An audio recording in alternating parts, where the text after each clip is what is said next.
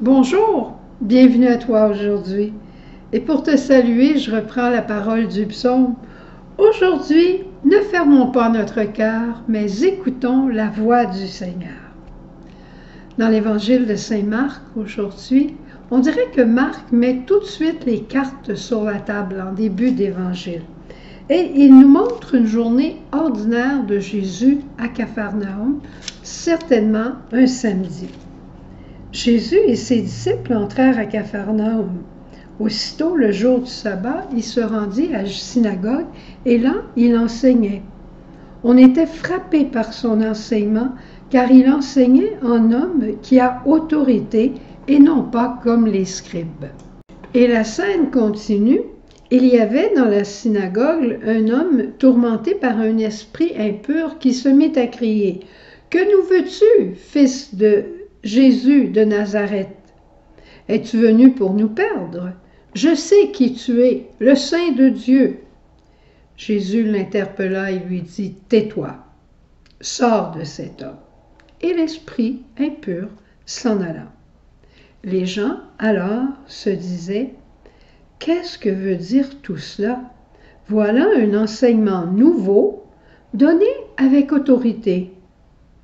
Il commande même aux esprits impurs, et les esprits impurs lui obéissent. » Alors on se retrouve ici devant l'autorité de Jésus, son être, et l'autorité de Jésus dans son agir. Mais il faut toujours remarquer que l'agir suit l'être. C'est important ça. Je ne peux pas agir si dans mon être, il n'y a pas le fondement qui justifie mon agir. Et on va le voir vers la fin de notre message quand on regarde une Mère Teresa ou un Martin Luther King.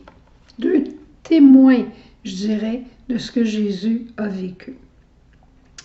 Jésus a une autorité qui lui est propre parce qu'il est fils de Dieu. Et j'aime beaucoup l'explication du pape François qui dit « Jésus prêche avec sa propre autorité comme quelqu'un qui possède une doctrine qu'il tire de lui-même, de son intérieur.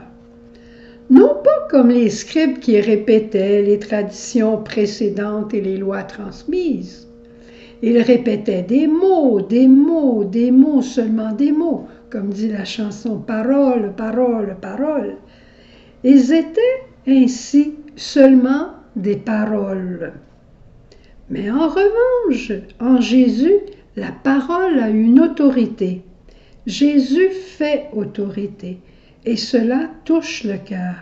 L'enseignement de Jésus a la même autorité que Dieu qui parle.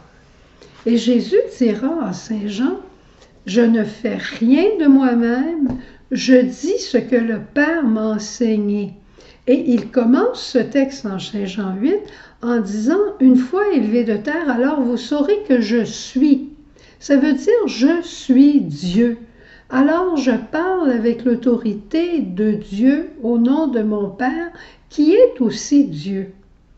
Et l'autorité de mon Père est une autorité d'amour. Donc, moi je parle avec autorité pour que toute la gloire revienne à mon Père. Et cette gloire, c'est que ses enfants soient libérés et soient dépossédés pour revenir à leur origine qui est d'être enfants de Dieu. Et c'est pour ça que tout de suite après avoir parlé avec autorité, Jésus va poser un geste pour montrer la puissance d'autorité de sa parole. Sors de cet homme. Cet homme m'appartient. Cet homme est fils de Dieu. Et toi, Satan, quitte cet homme. Et on va voir ce qui va se passer. Et par deux fois, dans le texte de Marc, on va parler de l'autorité de Jésus.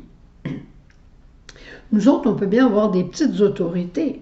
Mais souvent, avec de l'autorité, on va commander, on va s'imposer, parce qu'on veut être centré sur soi. C'est notre gloire qui nous intéresse.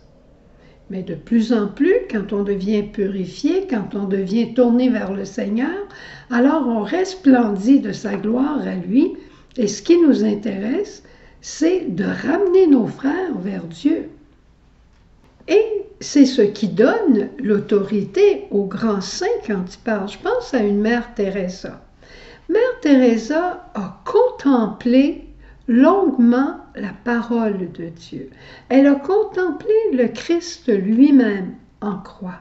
Elle a écouté dire « j'ai soif ». Et c'est creusé en elle cette soif des âmes, cette soif d'aider chaque personne humaine à mourir dans la dignité. Avant d'aller aider, elle a été nourrie intérieurement par cette parole. Et quand Mère Teresa nous dit « Aimez-vous les uns les autres, soyez bons les uns pour les autres dans vos différences, ne regardez pas vos différences mais vos similitudes d'être enfant de Dieu, parce que tout homme est créé par Dieu », eh bien, ça a de l'autorité, sa parole. Pourquoi? Parce que cette parole de Dieu l'a pénétrée et elle est ressortie de chez elle avec l'autorité, la cohérence. Elle a été cohérente entre ce en quoi elle croyait et ce qu'elle disait et ce qu'elle faisait. C'était un. Martin Luther King, ce grand, moi je dirais ce grand saint des temps actuels aussi. I have a dream. J'ai un rêve. Son rêve, c'est Jean 17, c'est Père qu'il soit un. Ça lui a coûté cher, son rêve. Il est allé en prison.